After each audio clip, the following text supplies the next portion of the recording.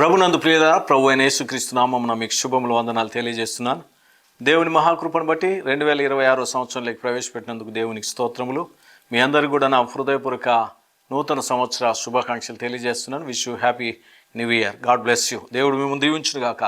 మరి ఒక శ్రేష్టమైనటువంటి వాక్య సందేశంతో మనము ధ్యానం చేసుకుందాం. ఇర్మీయా గ్రంథం 29వ అధ్యాయం 11వ వచనంలో, నేను మిమ్మల్ని గురించి ఉద్దేశించిన సంగతులను నేను ఎరుగుదును, రాబో కాలమునందు మీకు నిరీక్షణ కలుగునట్లు అవి సమాధానకరమైన ఉద్దేశములు కానీ హానికరమైనవి కావు. దేవునికి స్తోత్రం కలుగును గాక.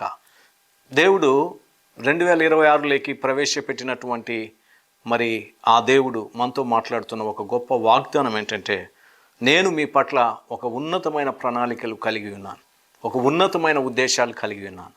దేవుడు ఇర్మీయాతో ఈ మాట ఇశ్రాయేలీయులకు చెప్పిస్తూ ఉన్నాడు. ఇశ్రాయేలీయులు చెరలోనికి వెళ్ళేటప్పుడు వారు బాధపడతారు, దుఃఖపడతారు. మరి నెబుకద్నెజరు బబులోను రాజు వచ్చి తీసుకొని పోతున్నాడు.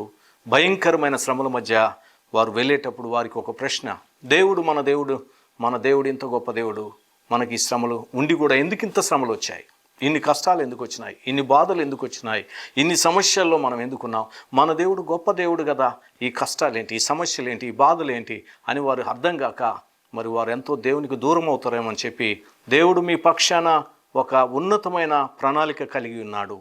ఆ ప్రణాళిక మామూలుది కాదు, ఇది మీకు అర్థం కాదు. ప్రియులారా, యెషయా గ్రంథంలో అంటాడు, నా తలంపులు వేరు, మీ తలంపులు వేరు, నా తలంపులు వింటి కావు మీ తలంపులు. ప్రేమైనటువంటి దేవుని బిడ్డలారా, దేవుని యొక్క వాక్యంలో చూస్తే దేవుని యొక్క ప్రణాళిక ఏంటి? చెరలోకి మీరు వెళ్ళినా, కష్టాల గుండా వెళ్ళినా, శ్రమల గుండా వెళ్ళినా, అసలు మీరు వెళ్తున్నటువంటి ఈ బబులోను చెరకు దాసులుగా ఎవరిది తప్పు అని దేవుడు మాట్లాడుతూ ఒక మాట అంటున్నాడు. ఏమంటే, మీ తప్పు వల్లే, మీ పాపం వల్లే, మీ బలహీనతల వల్లే, మీరు నా మీద తిరగబడేటే, మీరు నన్ను సేవించకపోవడం వల్లనే, మీరు నాకు సరైనటువంటి గౌరవం ఇవ్వకపోవడం వల్లనే ఫరో ఆ యొక్క బబులోను రాజు వచ్చి మిమ్మల్ని చెరలోనికి తీసుకుపోతున్నాడు. ఇప్పుడు బాధపడగాకండి. 70 సంవత్సరాలు మీరు అక్కడ ఉండండి, ఇల్లు కట్టుకోండి, పెళ్ళిళ్ళు చేసుకోండి, సంతోషంగా ఉండండి. అది చెరకాలంలాగా మీరు ఉండక హ్యాపీగా మీరు గడపండి, మీరు ఆనందంగా ఉండండి. 70 సంవత్సరాల తర్వాత ఐ విల్ కమ్ బ్యాక్, మరి I will bring back to you, మీరు వెనకకు తీసుకొని వస్తాను, మీరు అక్కడ ఎంతో కాలం ఉండరని చెప్పి దేవుడు వారిని ఉద్ధరిస్తూ, వారిని బలపరుస్తూ, వారి కొరకు ఒక అద్భుతమైన మాట చెప్తున్నాడు. నేను మీ పక్షాన కలిగిన ఉద్దేశాలు వేరు ప్రియులరా అంటున్నాడు దేవుడు. ఏమేమి ఉద్దేశాలు? మీకు దేవుని గ్రంథమైనటువంటి బైబిల్ గ్రంథం మీకు ఇచ్చాను.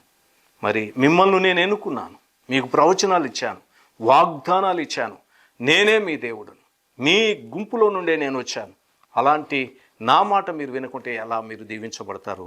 ప్రేమైనటువంటి బిడ్డలారా, ఈరోజు వరకు కూడా ఇశ్రాయేలీయులకు ఆ రోజు చెరలోనికి వెళ్తున్నటువంటి ఆ రోజుల్లో ఉన్నటువంటి ప్రశ్నలు మనకున్నాయి. కొత్త సంవత్సరంలోకి కాలు పెట్టాం, నూతన సంవత్సరంలోకి ప్రవేశించినటువంటి మనలో ఏ మార్పు కనపడలేదు కదా. ఇంతగా ప్రార్థన చేస్తే ఏ మార్పు కనపడలేదు కదా, ఏమీ చేంజ్ కనపడటం లేదు కదా, ఏమీ మన జీవితంలో కలిసి రావటం లేదు కదా.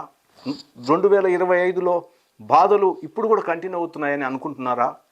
దేవునికి మహిమ కలుగును గాక చెప్తున్నాను. దేవుని వాక్యమును బట్టి ఇంతకు ముందున్నట్టుగా మీ జీవితాలు ఉండవు, ఇంతకు ముందున్నట్టుగా మీ బ్రతుకులు ఉండవు, ఇంతకు ముందున్నట్టుగా మీ జీవితాలు, మీ గమ్యమే మార్చి పడవేయబడుతుంది.